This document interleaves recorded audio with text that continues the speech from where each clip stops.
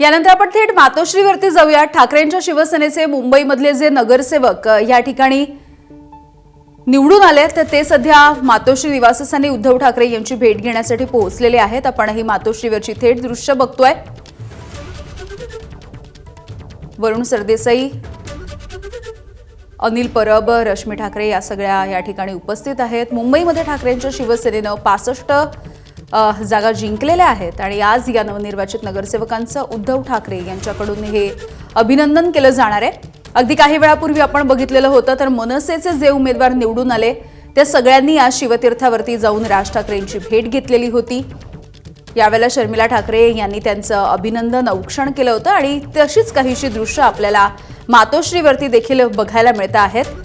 गेल्या 25 वर्षांपासून ठाकरेंचा बालेकिल्ला असणाऱ्या मुंबई महानगरपालिकेचा गड यंदा मात्र भाजप आणि शिंदेंच्या शिवसेनेनं काबीज केलेला बघायला मिळाला। तरी देखील मोठ्या प्रमाणावरती नगरसेवक निवडून आणल्याबद्दल आता ठाकरेंचं अभिनंदन केलं जात आहे।